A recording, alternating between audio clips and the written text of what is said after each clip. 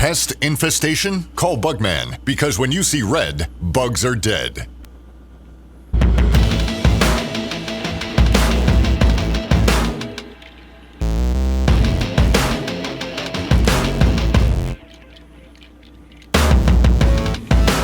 All right, Sunday, September 7th, week 2. College football is in the books. We're going to discuss it. We did a little bit of a recap last week, and I had some people tell us that they like that, so we'll try to do that as much as possible throughout the year. Today, we'll do a little bit of a recap. We'll talk about Rant College.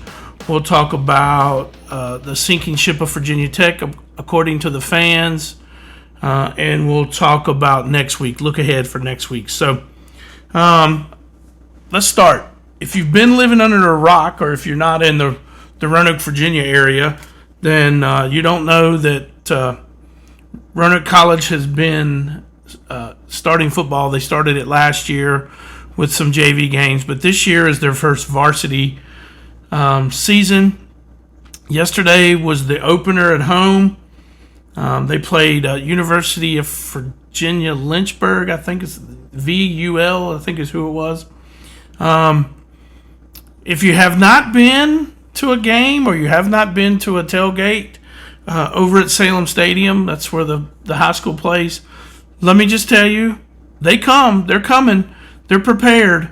There's lots of people. Yesterday, they had almost 5,700 people in attendance at the game, and that's great considering that Virginia Tech, 30 minutes down the road, had a home game also. So a lot of people were down in Blacksburg for that game. So to pull 5,700, I can tell you this: I got there at about 10:45ish yesterday morning. The game was at 2. And I would say that it was probably 50% full. The parking lot was 50% full yesterday. So that's great. If you haven't been over there, if you haven't seen anything, I'm telling you, go over, take a look. These kids need your support. First year, they come out yesterday and put a 23-7 win on the board, and looked pretty good. Steinspring made a comment after the game that he'd been involved with a lot of wins in his years. But he said, he told the team, and this could be coach speak, or he could actually believe it, but I could see it. I could see it being a reality that he said this one meant the most to him. Because let's be honest, people behind the scenes, or if you're not behind the scenes, man, it's been a tough 2.5 years. I mean, they started this. They've had to order equipment. They've had to figure out where they're going to play, where they're going to practice, where they're going to weight lift. I mean, there's a lot that goes on to just starting a program. You got to recruit. This is a 2-year process. Excuse me, and I think they're doing a good job. I mean, defensively, they went hard, I think, trying to get defensive players this year. I was talking to somebody yesterday, and they agreed.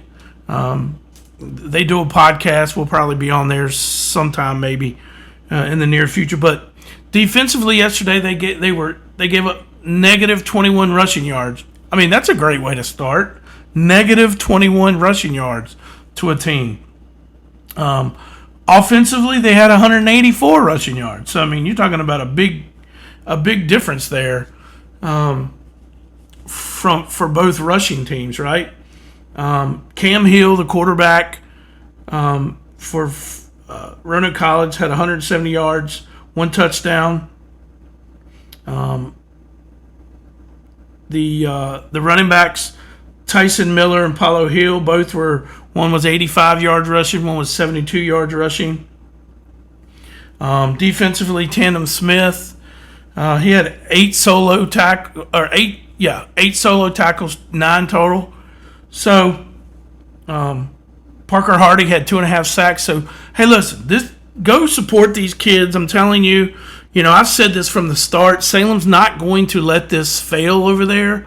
That community is football minded, and you can tell. Like I said, 50% of the parking lot was full by 11 o'clock yesterday morning. So, and the fact that they pulled 5,700 fans yesterday for a Division III game versus VUL Lynchburg tells you there's a lot. Not to mention that you had the Virginia Tech game going on down the road. So they probably stole quite a bit of the fans. So good job, Roanoke College. Good job, Coach Steinspring and Cam Hill, Tyson Miller, Polo Hill. Congrats. You had a good game yesterday. Tandon Smith, Parker Hardy, also good job. You had a good game. So where we were right and where we were wrong this week, before we get into the mental breakdown of the Hokies, because it's going to be a good one. Where we were wrong on our picks yesterday, we ended up 9-4 for the week, 27-13 on the year. That's good. I'll take it. Trust me, it'll get closer to 50%. I mean, if you listen to the podcast on betting and intel and stuff like that earlier in the year, then you know 58% is a great percentage if you're doing any type of betting. But where we were wrong yesterday was Florida. You know, I saw South Florida. I even said it on the radio Friday on our picks. I said it on my pick sheet that physical. They are a physical team. I don't know if you saw them against Boise in week 1. Very physical. Linebackers are physical. Defensive backs are physical. And I personally didn't think it would transfer to Florida. I just thought Florida's athletes would out-athlete them. But that didn't happen. South Florida upset Florida, and they were once again the more physical team. So that's a good thing. Now, you know what they have coming. They go to Miami this week, so we'll find out how legit they are. But you know, that was a big win. We were wrong there. Michigan, you know, I leaned Oklahoma. If anybody listened, I had Oklahoma as one of my dark horses in the SEC. The problem was I thought that Michigan, offensive line-wise, would be able to control the ball in order for Bryce Underwood to get going. But, I mean, Michigan didn't throw the ball again yesterday with Bryce Underwood. So, I'm not sure what's going on there. I don't know if they're playing possum, but, you know, you lost playing possum if that's what you did. We took Michigan in the points thinking that it would be a close game, and it was for a while until Oklahoma, that quarterback Mateer just took over. So we were wrong there. Also, we took Duke. I still stand by what I said in my early season that I thought Duke is a dark horse in the ACC. They played Illinois very close. It was a close game until the fourth quarter, and then Illinois kind of pulled away there at the end. They were a little bit more physical. They have 16, 17 starters returning coming into the year. So Duke played well, but I just don't think they had the depth. Speaking of depth, we'll get to Hokies in a little bit, but I don't think they had the depth that Illinois had, and I think that was the difference. Where we were right, Mississippi State. We had them as a lock. I thought Arizona State last year was a 7-point favorite. They were at home last year. They won by 7, and then they were coming to Mississippi State, still a 7-point favorite. And Mississippi State had gotten substantially better in the portal. Arizona State pretty much stayed the same and lost Scatterbo. So that was the reason we went with Mississippi State. That was a win for us. Utah State versus A&M. They were a 32-point underdog.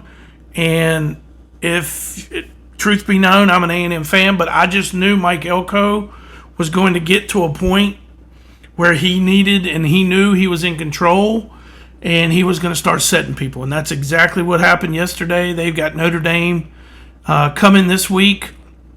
So they won 44-22, maybe, I think it was. But the game wasn't as close as that. I mean, they had the third string quarterback in the fourth quarter, and some of the defensive players, third and fourth string. So we were right there. Look ahead. You've got Clemson at Georgia Tech this week. Now, all the lines aren't. It's 11 o'clock this morning, but all the lines aren't out yet. They'll be out a little bit later, but Vegas is worried about NFL. This is opening NFL, so they put that on the back burner. Burner, excuse me. Clemson minus 9.5 at Georgia Tech. That's the opening line. Georgia minus 7 at Tennessee, opening line. Pitt at West Virginia. Pitt minus 2, opening line. West Virginia got upset by Ohio. That's why you see these teams, they don't go to these non-power 4 games. West Virginia went to Ohio and got upset yesterday. You've got South Florida at Miami, like we just talked about. No line on that yet. Florida at LSU. LSU is a 6.5-point favorite. A&M at Notre Dame. Notre Dame's a 6.5-point favorite. You also have Vandy at South Carolina. And you have Wisconsin at Bama. Those are kind of the bigger games. Not all the lines are out on that yet, but we gave you some of them. First take, 9.5 seems like a lot. At Georgia Tech, 6.5 doesn't seem like enough for Florida out the gate. Now things change. Listen, that thing's probably going to go up to 7.5 or down to 4.5, and then we'll be able to analyze and tell you why and all that good jazz. Just looking, Georgia minus 7. I don't know that seems like enough. I would have thought that might be a 8 to 10 point spread, but we'll see. I mean, it's at Tennessee, so Tennessee's getting points for being the home team. So we'll see when all the lines come out. We'll get with you next week. But now we're going to hit the Hokies. The world is crumbling, or at least that's what every Twitter page and YouTube and everything that I've read this morning and last night says. Okay, let's just get to the bottom line here. Virginia Tech fans, take a deep breath. Take a deep breath. Okay, if you listened to the podcast this year, if you listened to the radio and not have listened to these fan YouTube pages or fan YouTube channels or fan podcast channels, all of which are fans, kids that go there, kids that just graduated from there, of course they're going to tell you how great Virginia Tech is. Oh, we're picking Virginia Tech here. We're doing this. Stop listening to these people. These people are fans. And that is the problem with everybody having a podcast these days. So you've got, I'm not going to name them all. I'm not going to name people here. But if you look around, you could just YouTube Virginia Tech podcast and you'll get 20. Okay? And every single one of them I watched preseason tell me, oh, I think we'll play well against South Carolina and then we'll beat Vandy and blah, blah, blah. We're going to have 8 or 9 wins. I mean, and I stopped that from the start. I said, you'll probably play pretty good against South Carolina. You've had the whole offseason to play, or to get ready for South Carolina. You're prepared. You played pretty daggone good. Offensively, you didn't play good because you didn't score a touchdown, right? So you knew offense was a problem. I mean, call it what if you didn't think that, then sorry, you might not know football. You didn't score a touchdown against South Carolina, so you couldn't turn around this week and say, oh, we're going to be much better. Look, our D. You can't do that. Okay, that's being a fan. Secondly, you can't lose 30 kids in the portal. 30. Some that went to Notre Dame, some that went to Auburn, some that went to LSU, and replace them with Texas State, North Dakota State, Bowling Green, and then expect you're going to be just as good or your depth is going to be as good or better. Okay? In terms of starters, they're probably not that far off from what they lost. Depth-wise, you lost a lot. Because if you lost 30 kids, you'll say, what, 5, 6, 7 of them were starters? Okay. Well, guess what? That means 20 of them were depth kids. So now you've got depth players that were Bowling Green or some of these other places. Right? Sure, you played very well. You played very well in the first game against South Carolina. I said you would. Second game, I said it on the radio. I said it on the podcast. I said it on the breakdown, the preseason breakdown of Virginia Tech, that Vanderbilt would end up being the harder of the two games, the first two games. Why? One, you don't have all season to prepare for them. In fact, you're on a short week.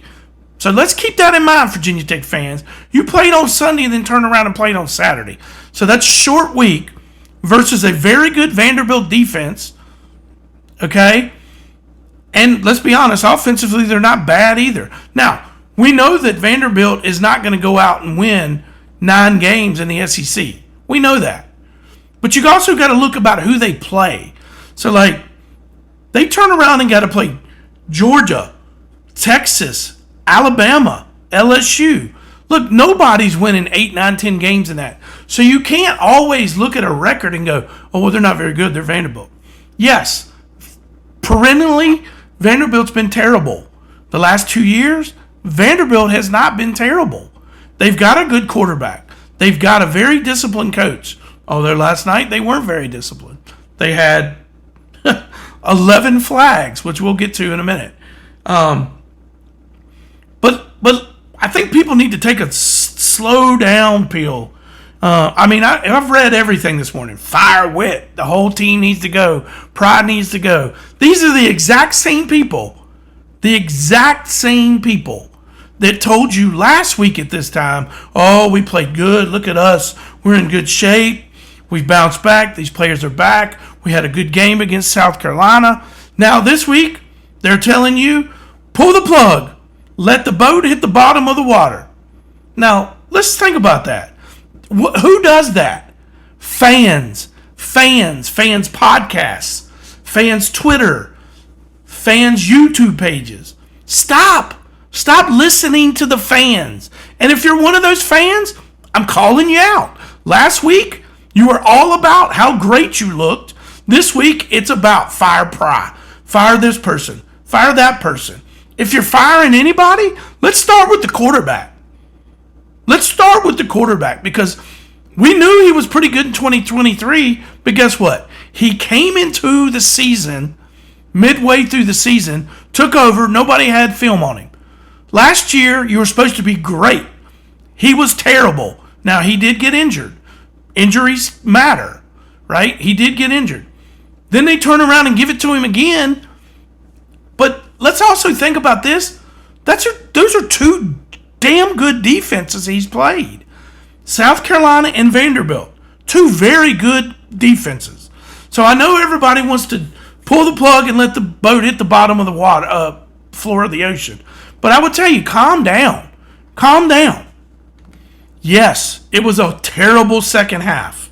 Yes, it was. There's no doubt about it. Was some of that coaching? Yes. Was some of that players? Yes. But you know what? It's the exact same thing that happened in week 1. You played really well until the third or fourth quarter, and guess what? You died off. Same thing happened. I mean, you didn't really play good in the second half at all, but you got to the second half, and then it was nothing. Well, let's look at some things. First of all, the offense, 12 plays. The offense ran 12 plays in the second half. Think about what I'm telling you. 12 plays.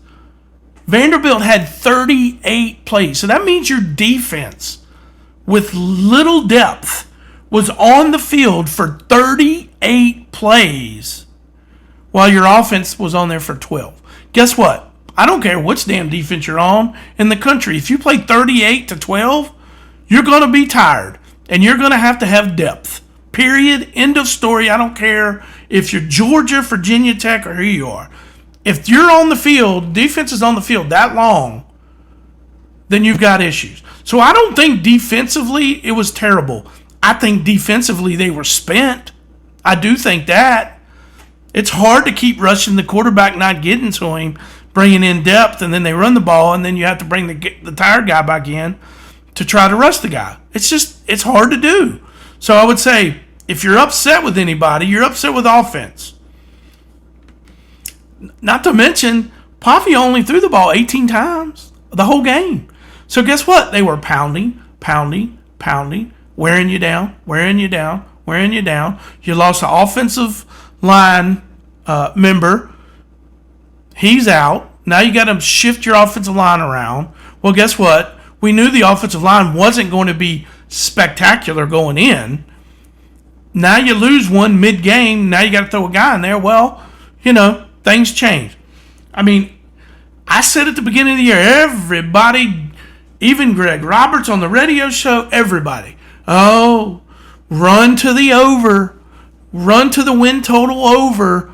We've got Phil Montgomery as our offensive coordinator. Stop.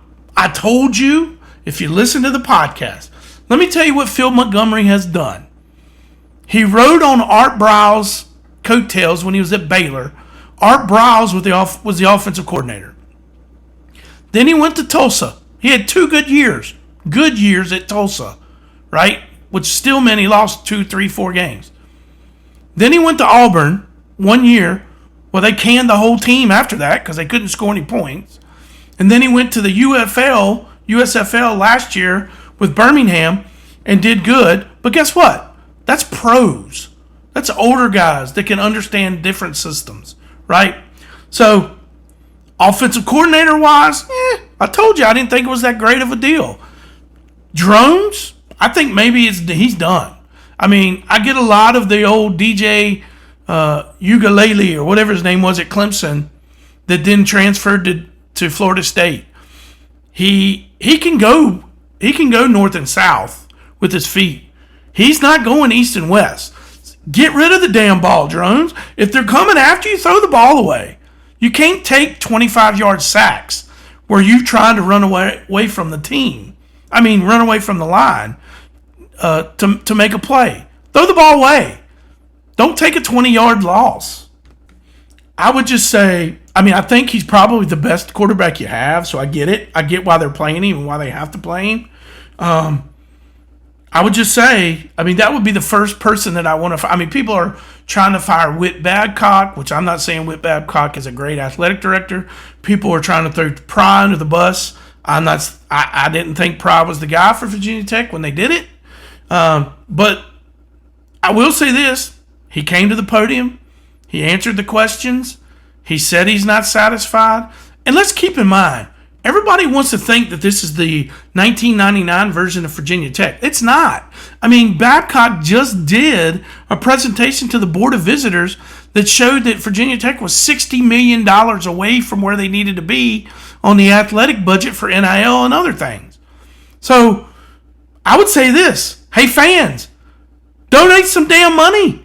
Send some money if you want them to be what you want them to be, then you've got to give money. You've got to donate.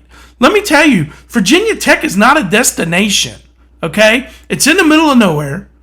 It gets cold as hell in the wintertime, right? Well, it's hard to bring people there unless you're, one, already winning, which hasn't been happening for, 15 years now? Okay? 2, you're not getting any of the in-state players, right? You got one of the top 10 players in the state of Virginia last year. Well, you're not getting him because you're not winning, 1. And 2, because you can't pay him what these other schools can. So this fall, let me put this back on you, fan. Donate some damn money. Get them some money. Stop buying your stuff at Walmart where they don't get any of the money. If you want to be a fan, go to the bookstore. Buy it from Virginia Tech. These are simple things. Buy your tickets from Virginia Tech, not some jabroni StubHub site because you want the cheapest ticket. Stop being a cheapskate. Donate some money. Buy the expensive stuff. Buy your tickets from Virginia Tech. And guess what? You're not $60 million away. Maybe you're $25 million away. Okay? I'm just telling you like it is. You want to be an Alabama or a Georgia or some of these other schools. Guess what? Those kids, those families leave and they are donating. Now, I get it. Not everybody can donate. I understand that. And I'm sure there's people out there for Virginia Tech that are donating. So I'm not talking about you.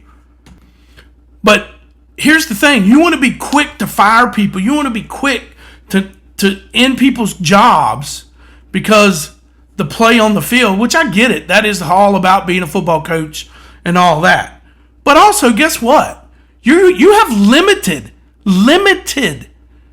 availability to money. You don't have the best facilities. Let's be honest. They're okay. They're not the best. There's a reason you're 14th in the ACC in money revenue. That's what he came out on the Board of Visitors spreadsheet that he had. You're 14th out of 17 teams. I mean, you're 14th out of 17 teams, but you want a top 3 football team. Now, where does that add up? So I would say this, Virginia Tech fan, instead of getting on Twitter or instead of doing whatever you're doing and talking about firing somebody, maybe donate some damn money. How about that? That would help. Guess what's not helping? Being negative. And let me be honest, I'm not a Virginia Tech fan. People know this. I'm just telling you from the outside looking in. You're very, very, very quick to praise the team last week. Oh, look, we played really well. We played really well against a top team, against a Heisman Trophy candidate. We're doing good. We're doing this. Then you come back this week, you lay an egg. It was bad. Second half was bad. I'm not going to say it wasn't. You weren't saying any of these things when you're up 17-0 in the game. None of that talk was coming out. So I would just say this. Before you just run straight to Twitter or Facebook or YouTube, think about it. Think about what you're not doing as a fan. Okay? Ask yourself that. Because if you want to be Georgia and you want to be Texas, and you want to be some of these big schools, then you got to give money back. That's just a fact, Jack. Okay? And guess what you're not doing? Giving money back. Another just a fact, Jack. So, with that said, that's my rant. I would say this, calm down. First of all, stop listening to these kids on these podcasts or these fans.